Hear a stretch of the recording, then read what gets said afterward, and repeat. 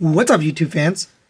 Today we're going to take a look at the X-Transbots Bond James, or their version of a masterpiece scale punch counterpunch. So I got this from the Chosen Prime, and I picked this up because I'm a big fan of the Pontiac Fiero, this vehicle. I've always had a fascination with it. I built a model when I was a kid, and so I definitely wanted to get this guy. Also, the character is kind of intriguing. You know, he's both an Autobot and a Decepticon, and he can switch, which is why I have a blue symbol here today, because I couldn't decide between red and purple, so we went with blue. But yeah, I was definitely interested as soon as X-Transbots revealed this guy. It doesn't fail to impress in the vehicle mode, but there are definitely some issues we'll talk about in robot mode. But let's take a look at this first. You got the nice metallic blue paint here all throughout, some painted orange fog lights there. There's a little intake there on the front. Metallic red wheels with rubber tires. Got a black stripe along the side, another marker there and there. Very accurate to the vehicle. A little bit of black there for an intake. On the back, you got the taillights. I'll get to this a little bit later. This definitely has a problem, which we'll talk about. But you get the nice taillights right here, and then again, the markers. Overall, a very good looking vehicle. It does roll nicely on the rubber tires. Great looking vehicle. Definitely what I was hoping for as far as the look of the vehicle. You can do a couple things here. So you have a couple features. So you can open up the doors, and if you have trouble, you can use a spudger, but you can do that. You can pretend like this is a seat. It's actually his alternate hand, but there's not really interior, which I don't mind. I don't think there's a need to try to fit an interior. It just adds to complexity. But here's the other side, and that's all very nice. You can also open up the headlights. Now, I recommend you use a spudger to push on this, but as soon as you push on that, it separates this. So you kind of have to hold this front end as you do this, and then push up on this, and then you can pop up that headlight. So same thing on this side. Hold the front end, and then push up on this. That'll pop up the headlight. Just push this back together, and that looks really good. Nice silver or translucent with silver backing for the headlights. Really, really nicely done. I love how the vehicle mode looks overall. You can store his weapons, and here's the bottom, by the way. Relatively clean. You can't see his head there, but it's, you know, hidden away. And if we grab his weapons, you can take the yellow gun, and this actually has a rotating handle here, so you want to rotate it so that the tab is facing backwards like this. And then if you come to here, you'll see there's a little slot on this piece right here, so you're going to just tab that in to that slot. And it's a little tricky to get it exactly on there because you kind of have to like get it perfectly lined up.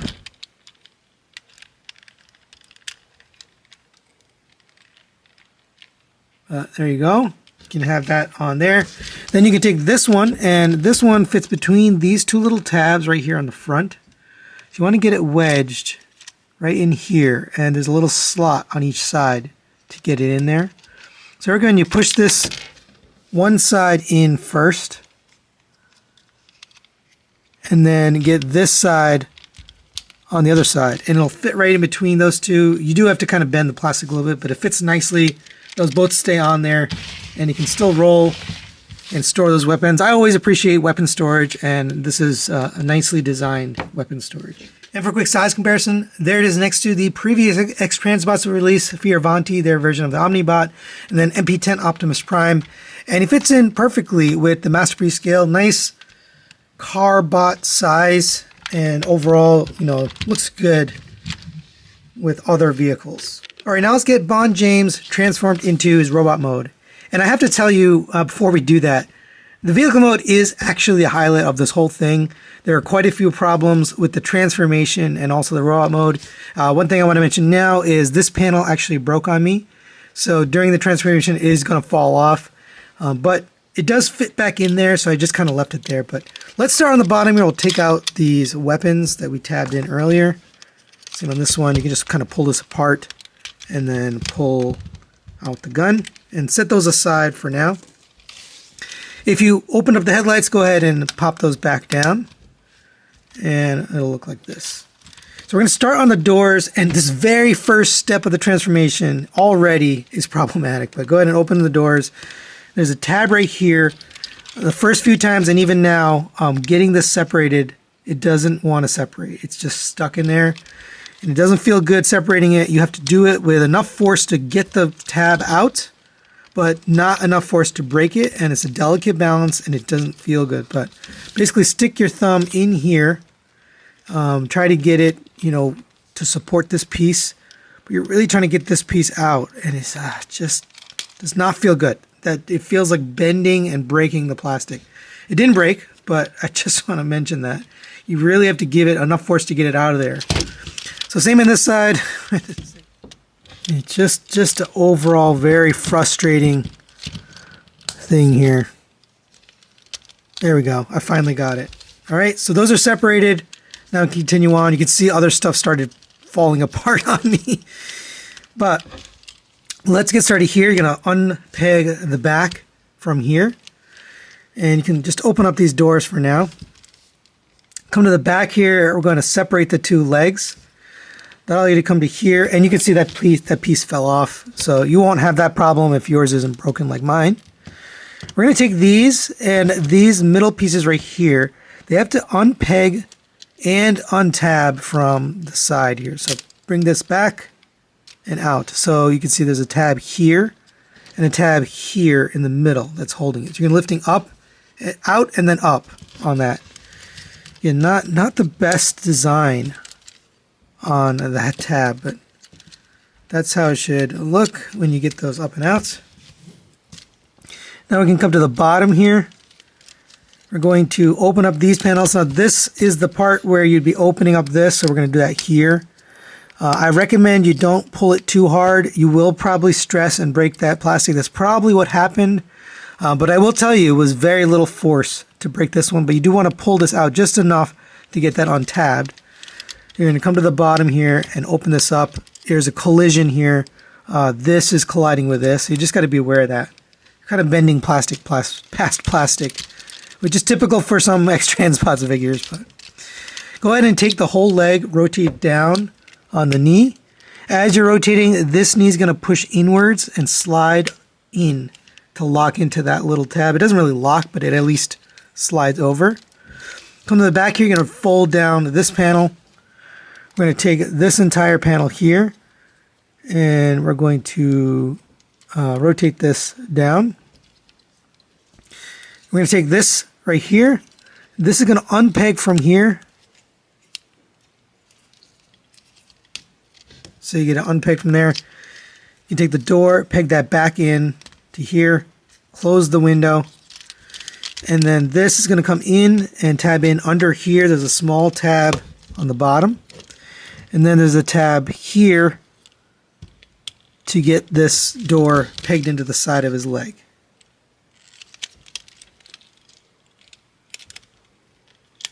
So it should look like this, and our foot slid back out, or our knee joint slid back out. This is supposed to lock into place, but it doesn't really lock. All right, so that's one leg. Since it's so complex, I'm going to do it again. Go ahead and open this one up. That one opened up very easily because that tab is broken.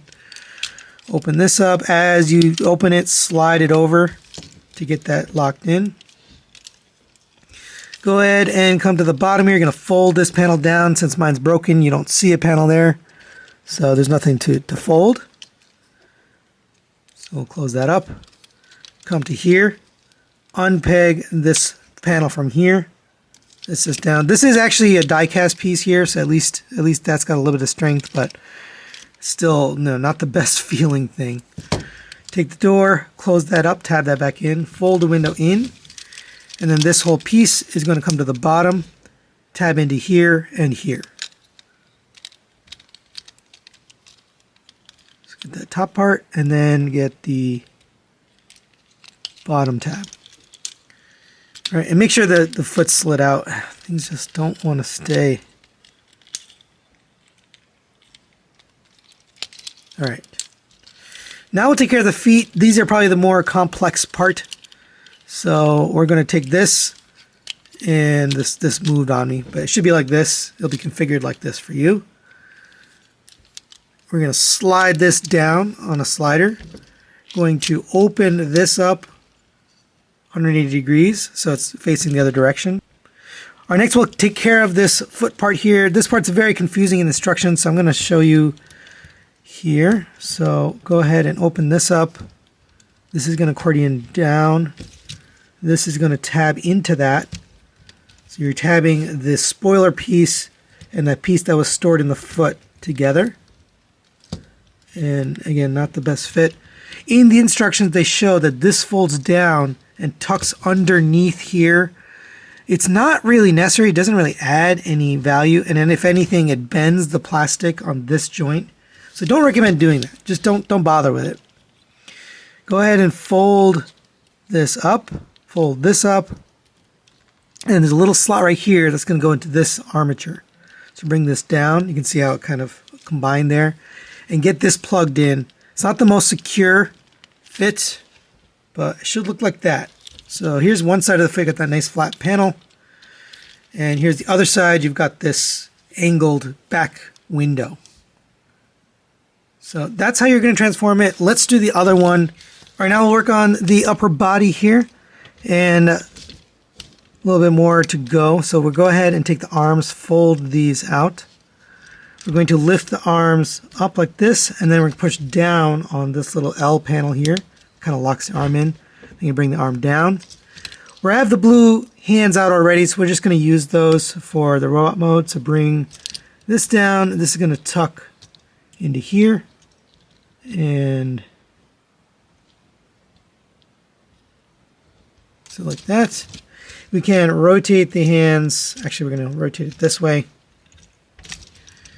And same on this side, we're going to rotate the arm up, lock this panel down, and then bring the arm down. Bring the hand in, then rotate it. And he's actually going to end up facing the other way. You can see the face is actually hidden right now. So let's come to this side. Open this up. We're going to rotate 180 degrees, so it flips around like this. We're going to take this panel right here. This is going to flip to the other side, so you have that clearance. Come to this side, we're going to close up this panel, close up that panel, close up this panel, then close up that panel. And then all of this is going to tuck in into the backpack right here in this little groove. So bring this down and get that tucked in right there. Come to the front here, you can lift these arms up. I'm going to talk about those arms a little bit later, but flip these forward. This is going to slide up on sliders. It does not feel good. It feels like it's going to break, but there's really no other way to do it. And you got to slide it all the way up, otherwise it doesn't work. Right? And as you're doing that, you can have this panel flipped upwards. Right, but you really got to make sure you get that all the way up. Once you have that, you can bring this down. There's two little clips on the inside of this. Make sure they make their way into the back. And you can kind of actually push it together so it's clipped in. These two tabs right here are going to work into this two slots. So get this pushed down. Oh, before we do that, don't forget to fold out these little blue pieces right here, which kind of make up his abs. So make sure you get out those little pieces. All right, now we're going to tuck this backpack into here. So make sure those panels are open. This is going to come underneath, and then give it a little push on the top here to lock those two pegs in. All right, there is Bond or James, whichever you think is the Decepticon, in robot mode. And it does look pretty good. You got that nice blue paint, silver paint here for the chest, blue and red and white for the face. All that looks pretty good. Get the nice wheels there. I'll put the image there so you can take a look. Here's the back. Of course, we see the other robot. The face is hidden, but it just is kind of visible there. It's not the best look, but it does hide the face. But yeah, overall, pretty good look, but there are definitely some issues here in the robot mode. Let's go over the articulation, and that's where some of the problems lie. The head can rotate up and down a little bit. can rotate around. It is on a peg. Later we'll show you. You can remove it off that peg. Shoulders are on a hinge. They're on a pin, so you can't tighten them. And both of them are like this. They do rotate around. I think that's actually a screw, so if you wanted to tighten that joint, you could tighten that screw. But that one is not loose, it's the other one. This shoulder joint can actually move back and forth if you wanted to. You have a rotation here at the bicep.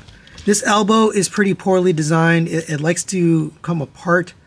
So whether you're bending it this way or bending it this way, if you're doing it this way, it comes apart there. If you're bending it this way, I've seen it come apart in the middle as well. It's a really strange design. I've actually never seen one like this before. I'll show you on this one. So if you bend it this way, it comes apart there. Sometimes it comes apart there. So very, very weird. I don't know what they were thinking with this elbow, but it's just too loose. The tolerances are not very good. And so it ends up just being an issue as you're manipulating it. But rotation at the wrist, a single pin for the fingers. The pointer's on a separate, but it is curled, so it doesn't really do much good. It's also painted a different color. Coming down to the waist, a rotation here. You have an ab crunch. You get a little bit going in this direction. You get more over here, which we'll show when we get to the yellow guy.